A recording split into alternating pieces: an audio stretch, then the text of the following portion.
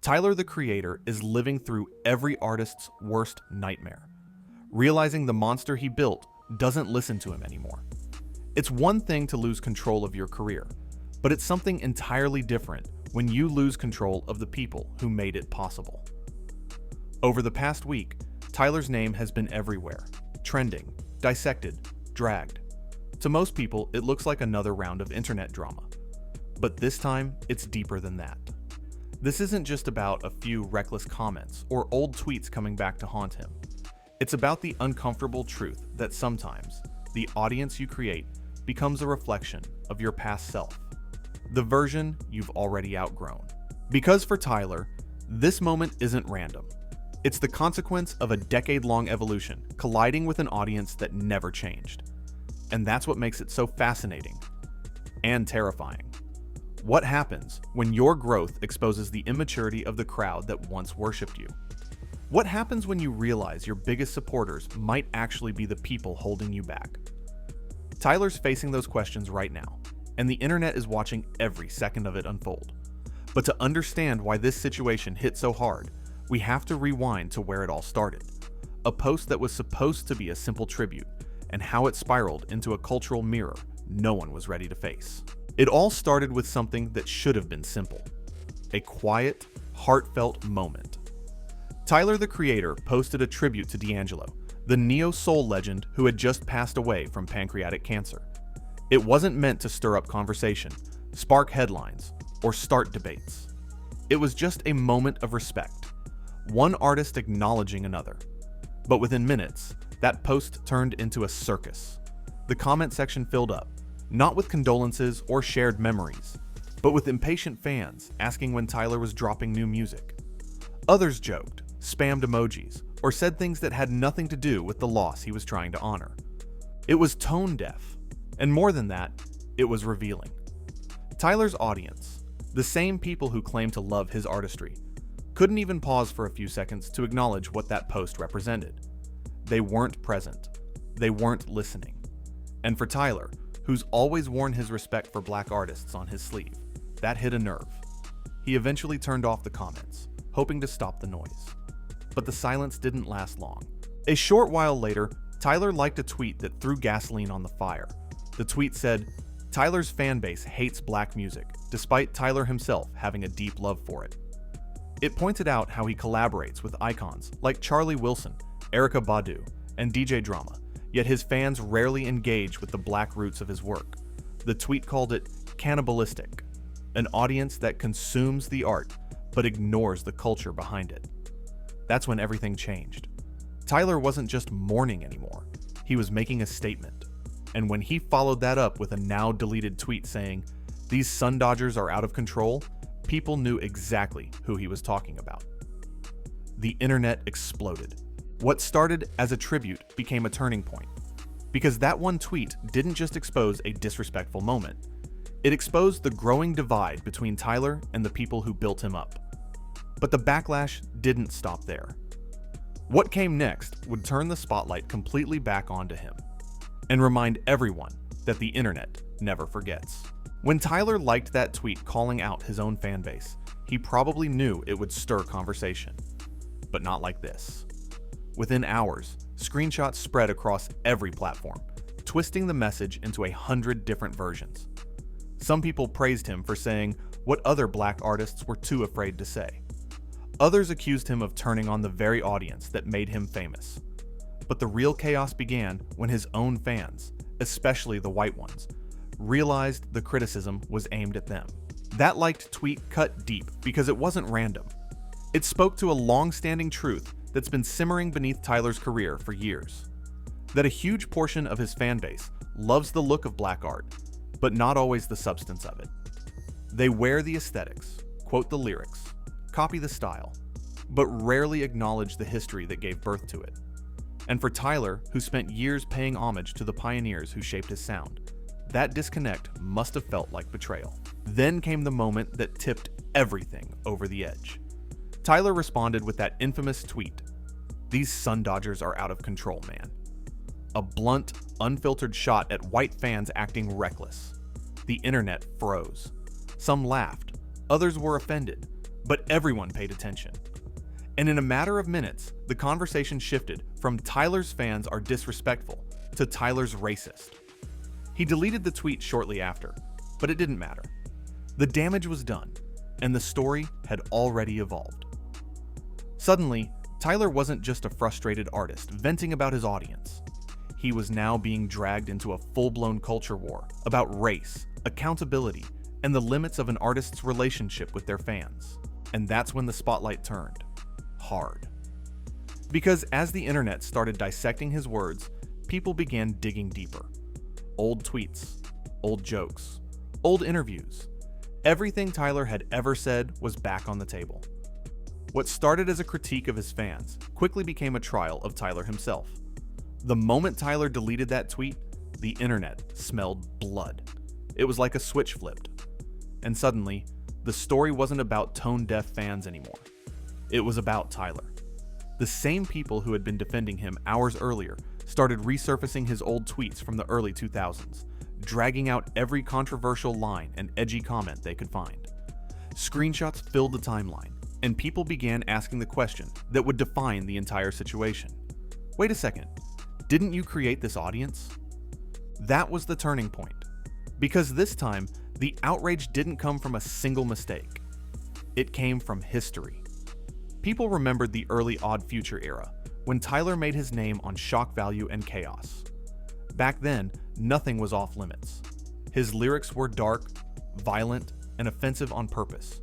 His tweets were full of slurs, wild jokes, and provocations that only made his fans love him more. He was the internet's rebellious poster child, loud, unpredictable, and unapologetically wild. But now, in 2025, that past had caught up to him. One of the resurfaced tweets went viral instantly. "I hate Black History Month. Why the F do you have to separate still?" People pointed to it as proof that Tyler had once fueled the very attitude he was now criticizing. That he helped normalize ignorance toward Black issues among his own fanbase. And when users noticed he had been quietly deleting old tweets in real time, the narrative got even messier. The conversation shifted completely. It wasn't just Tyler's fans are being disrespectful. It was, Tyler made it okay to be disrespectful. Critics argued that his entire brand during the Odd Future era gave fans permission to mock, offend, and push boundaries without thinking about who it might hurt, especially when it came to Black culture. The irony was brutal. Tyler was now facing backlash for the exact energy that once made him famous. And the hardest part? There was truth buried in the criticism. Because while Tyler had evolved, the internet never forgot who he used to be. His growth didn't erase his influence. It only made it harder to separate the man he's become from the chaos he once inspired.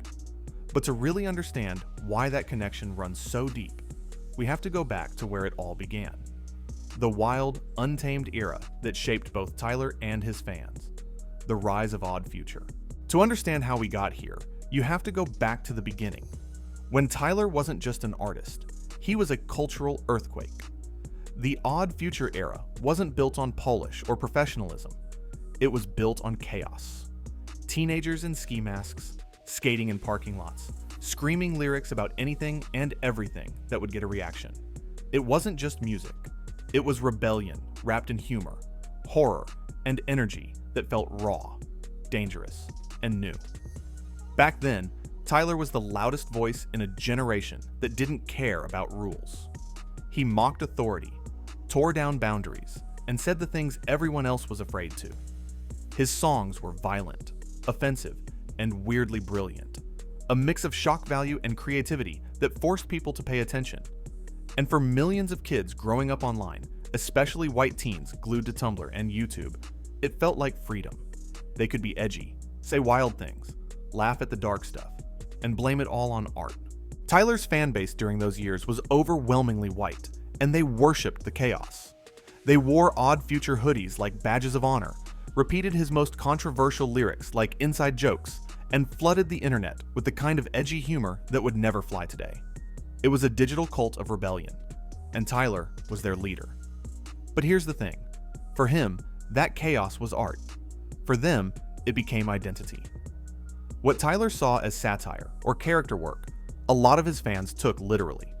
They didn't see the nuance, they just saw permission. The line between mocking something and participating in it completely disappeared.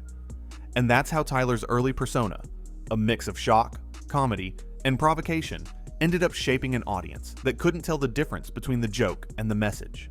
But Tyler changed. His art changed. The problem is, not everyone came with him. Because when you build your foundation on wildness, your evolution feels like betrayal to the people who loved the chaos. And that's exactly what happened next. Every artist evolves, but few transformations have been as dramatic as Tyler's. The same guy who once shouted into the mic about chaos and destruction suddenly started talking about love, vulnerability, and growth. The shift didn't happen overnight, but when Flower Boy dropped in 2017, it was clear. The old Tyler was gone.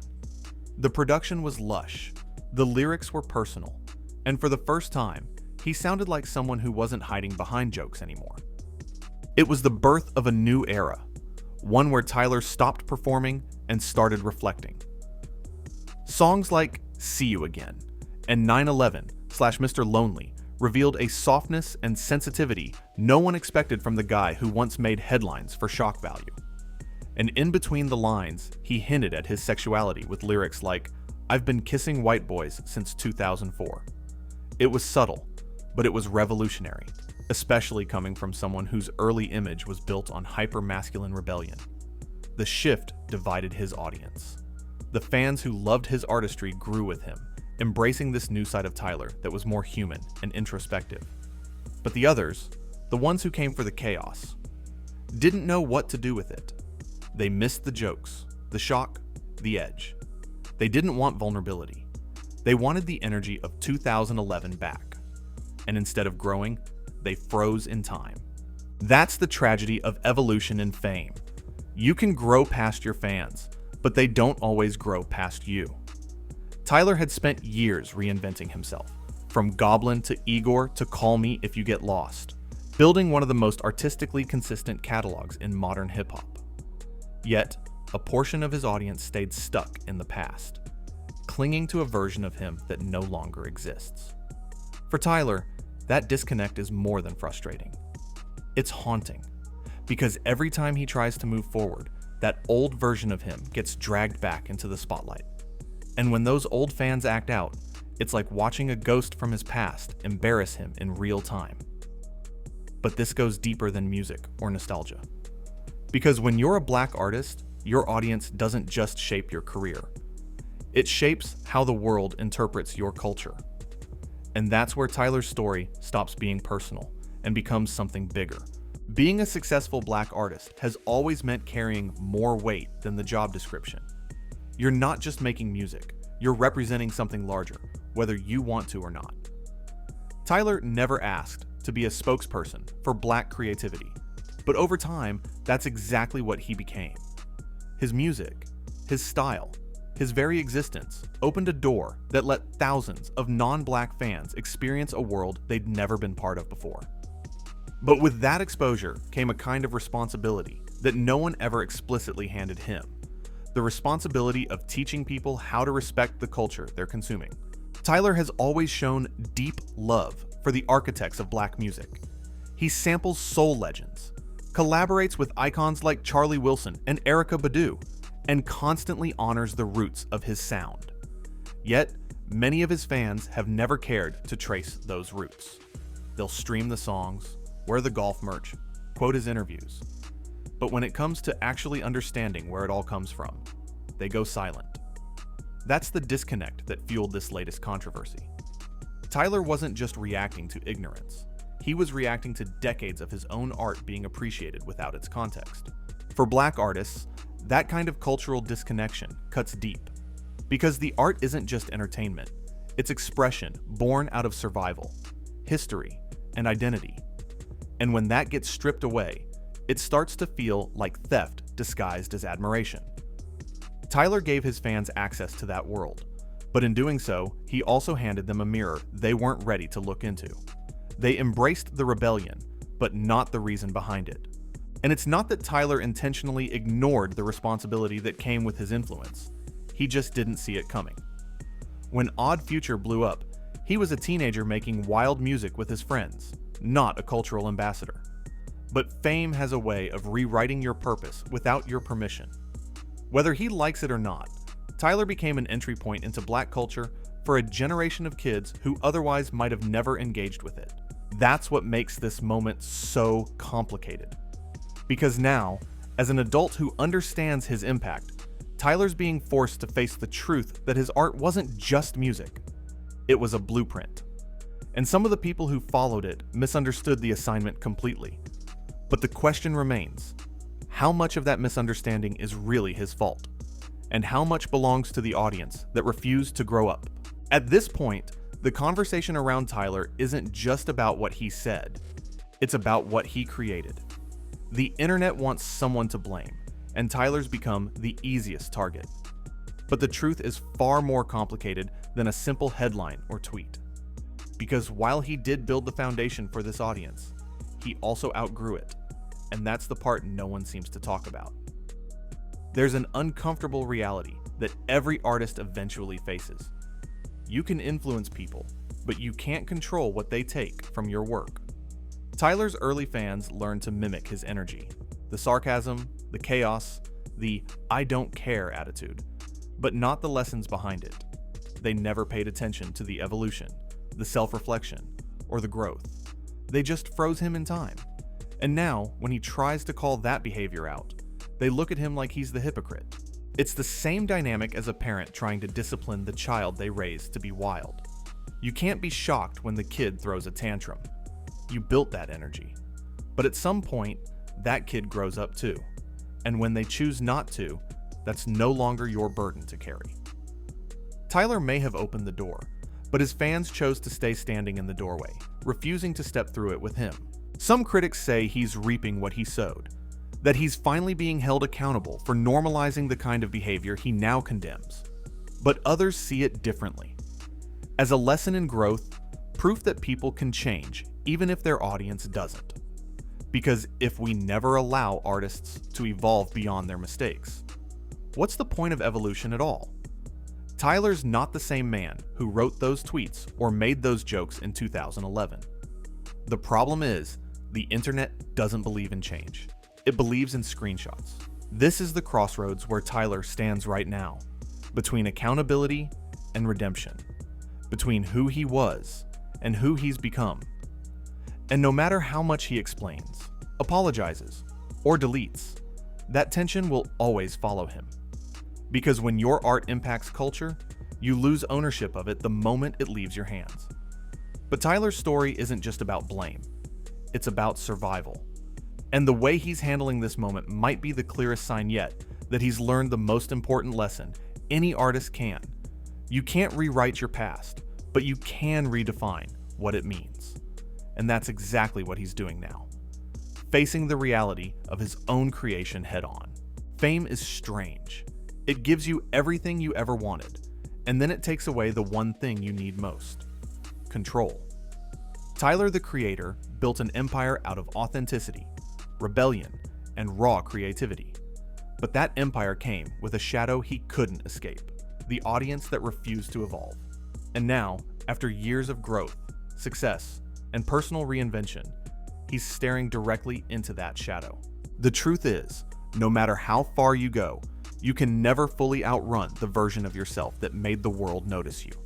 Tyler's old energy, the wild, offensive, uncensored kid from Odd Future, will always live somewhere in the public's memory.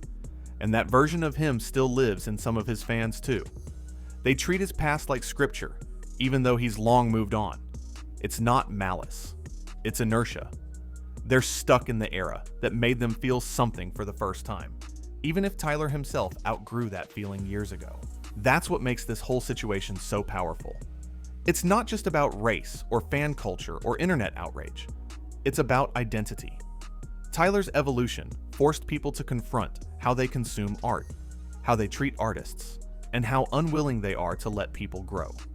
The same man who once said he didn't care about anything now stands as proof that caring, deeply, painfully, and publicly, is what growth actually looks like. But evolution comes with a price. The internet doesn't forgive easily, and the world loves to remind you of your mistakes. Tyler will always carry that weight, not because he hasn't changed, but because change doesn't erase memory. What it does, though, is redefine it. Every project, every performance, every moment of grace he shows from here on out becomes part of that redefinition. In a way, that's the real story here. Not the backlash, not the tweets, not the noise. It's the reminder that even when your past haunts you, it doesn't have to define you. Tyler may never silence the critics or fix the fan base he helped create, but he can keep evolving in front of them, showing that growth is louder than guilt.